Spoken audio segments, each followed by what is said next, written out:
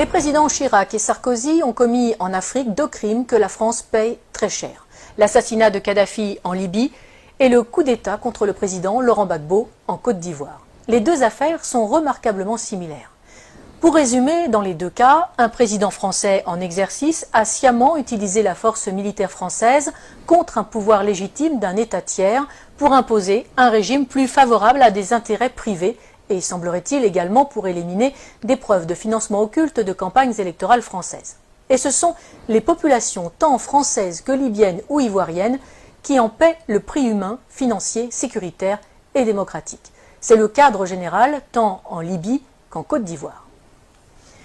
Sur le cas libyen, nous avons régulièrement sur ce même plateau détaillé les conséquences migratoires catastrophiques pour l'Europe et la France depuis que le verrou libyen a été brisé. Nicolas Sarkozy devra en répondre devant la justice, pour l'instant du seul volet financier qui a conduit à l'assassinat du leader libyen avec la complicité des services secrets français, mais il devra également rendre compte tôt ou tard avec le fauteur de guerre BHL des conséquences mortifères pour le peuple libyen et pour l'Europe. Ces 2 hommes ont du sang sur les mains et quel que soit leur caste, ils devront rendre des comptes. Le cas de Laurent Gbagbo est lui aussi exemplaire.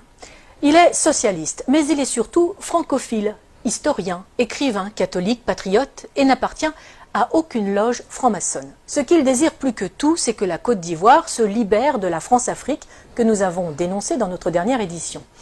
Il veut aller, comme il le dit lui-même, au-delà des discours. Je cite: « Pour l'instant, il n'y a que des discours, tant que les piliers seront debout, la présence de l'armée française, le franc CFA et le choix des présidents, la souveraineté des pays d'Afrique ne sera qu'un leurre et la France-Afrique, la réalité.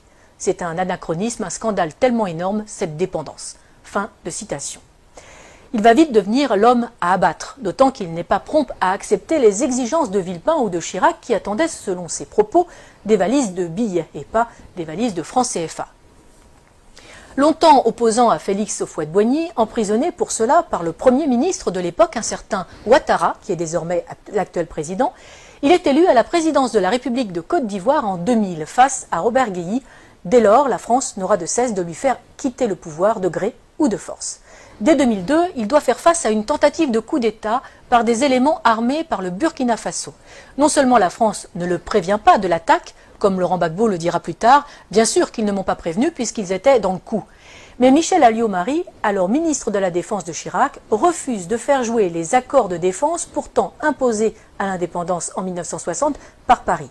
C'est une affaire ivoiro-ivoirienne, dira-t-elle.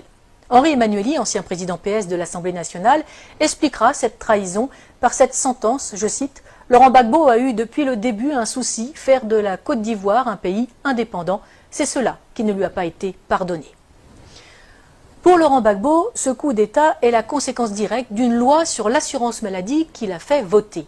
Une loi destinée à mettre en place 2 caisses, une pour les paysans, une pour tous les autres travailleurs, financées par les bénéfices du cacao, du café, de l'EVA, mais aussi des mines de diamants et d'or. Les compagnies de la France-Afrique y voient une menace trop grande pour leur marge. Le coup d'État est donc lancé. La moitié nord du pays sera depuis cette date sous la domination de bandes de pillards et de rebelles. L'immigration de dizaines de milliers d'étrangers et la distribution de cartes d'électeurs visent à fausser le vote des Ivoiriens et à faire main basse sur le sud, Eldorado agricole et minier de l'Afrique. 30% de la population ivoirienne est, selon les dernières estimations, d'origine étrangère. En 2010, lors de l'élection présidentielle à Bouaké, fief de la rébellion et de Ouattara, on relèvera 250 000 votes exprimés pour 150 000 électeurs inscrits.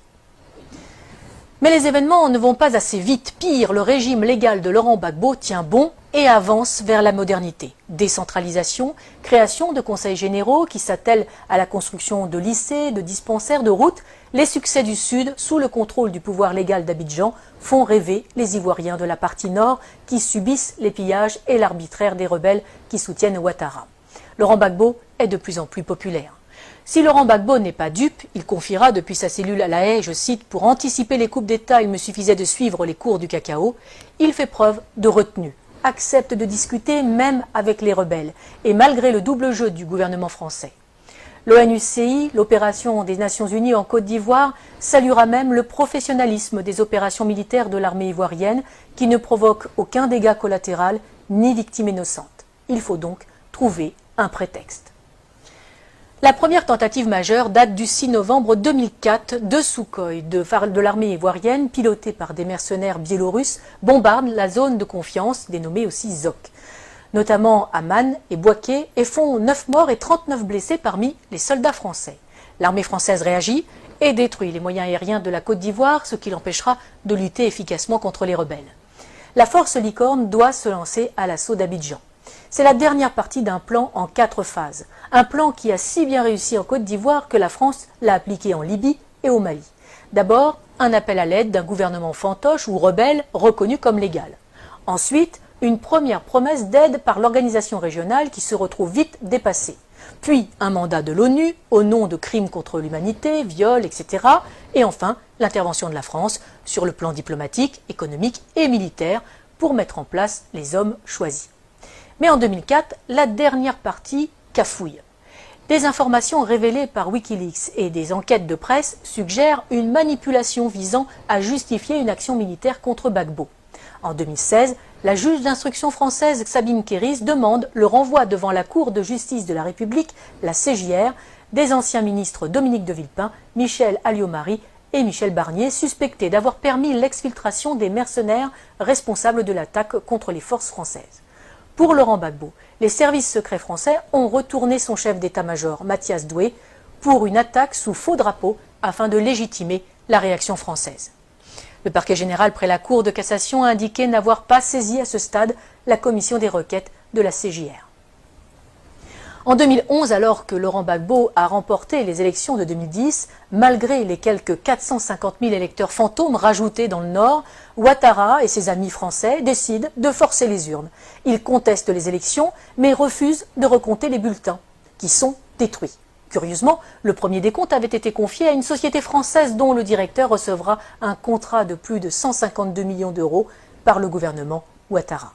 Le 11 avril 2011, après 10 jours de combats à Abidjan et de bombardement de la résidence présidentielle par les forces spéciales françaises de la force Licorne et l'ONUCI, Laurent Gbagbo est arrêté en compagnie de son épouse Simone par les forces françaises. Ce n'est pas la fin des morts. Des centaines de civils seront arrêtés, torturés et exécutés par les complices de Sarkozy. La famille de Laurent Gbagbo, les militants, les ministres, les professeurs, des fonctionnaires. Autre victime de cet assaut, sans doute l'une des plus belles bibliothèques de livres classiques français de toute l'Afrique, seule richesse reconnue de Laurent Gbagbo et qui sera détruite par les bombes incendiaires françaises, tout un symbole. On peut se douter que les nouveaux maîtres de la Côte d'Ivoire ont mis le pays et les industries en coupe réglée. À commencer par Alassane Ouattara, l'ami intime de Nicolas Sarkozy, de Laurent Fabius et de Martin Bouygues, et aussi, aux surprises, de Georges Soros. Le moindre coupeur de route et assassin du Nord est devenu qui préfet, qui commandant de police, qui chef des armées ou président de l'Assemblée nationale. Les compétences comptent peu, c'est le nombre de fusils à disposition qui prime tout. Mais parlons des Français.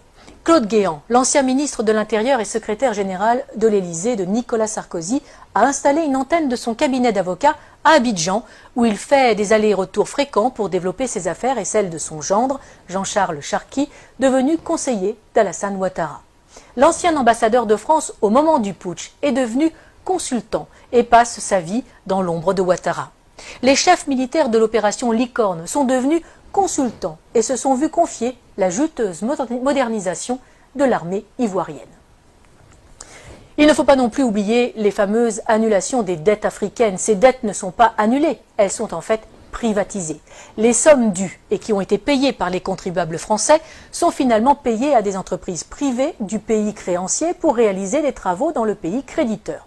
Travaux largement surfacturés le plus souvent, les contribuables français sont volés de leur remboursement, les Africains spoliés de leurs investissements. Et généralement, les entreprises favorisées sont dirigées par de grands amis des présidents et ministres en place en France. Ils ne peuvent quand même pas exécuter Laurent Gbagbo, bien que un procès en Côte d'Ivoire, oui, mais sans lui, car il est trop populaire. À la Cour pénale internationale, ce sera mieux, surtout qu'elle est le parfait outil de justice des vainqueurs. Externalisé donc à La Haye pour un procès à charge et inique, le procureur a à sa disposition un budget de plus de 28 millions d'euros. La défense, 76 000 euros. L'une des principales sources d'accusation est l'association Human Rights Watch, qui est entièrement financée par Soros, ami de Ouattara. Malgré ça, Par 2 fois, en 2016 et en 2018, le tribunal ne peut que constater l'absence totale de preuves dans le dossier du procureur. Aucun élément de preuve, aucun témoin fiable. Le 15 janvier 2019, Laurent Gbagbo est acquitté par la CPI de la totalité des charges portées contre lui après plus de 7 ans de prison préventive. Il reste cependant en résidence surveillée en Europe. La Belgique lui offre l'asile. Le temps, paraît-il, pour que le procureur puisse faire appel sur de nouvelles bases. Lui, qui n'a jamais réussi à monter un dossier alors qu'il a travaillé main dans la main avec Ouattara et les gouvernements français. Nous n'avons fait ici qu'effleurer ce sujet vaste et complexe qui pourrait servir de trame à une série d'espionnage et de géopolitique. Pour ceux qui voudraient aller plus loin, qu'ils n'hésitent pas à lire l'ouvrage « Libre pour la vérité et la justice » de François Mattei aux éditions Max Milo. Il est le fruit des entretiens de l'auteur avec Laurent Gbagbo pendant ces 7 années de détention arbitraire. Publié quasiment à la veille de la libération du président ivoirien, ce livre est la preuve que Laurent Gbagbo a eu raison trop tôt. Mais il n'est pas dit qu'il ne revienne pas dans le jeu politique ivoirien, totalement blanchi des accusations portées contre lui, fort de ses réussites comme président et avec un programme toujours plus d'actualité. Il faudrait plus de chefs d'État comme lui en Afrique, conscients des atouts de son continent, préférant des relations saines avec la France plutôt que l'exigence d'une repentance perpétuelle imposée aux Français pour des crimes qu'ils n'ont pas commis. Une repentance qui n'est là que pour cacher le pillage de l'Afrique par des multinationales et imposer une invasion migratoire ruineuse et destructrice pour l'Europe. Défense de l'identité nationale, mise en œuvre d'un patriotisme social permettant de vivre et de travailler au pays, non-alignement, intégrité de ses élites politiques et économiques. Il faudrait peut-être aussi plus de Laurent Gbagbo en Europe.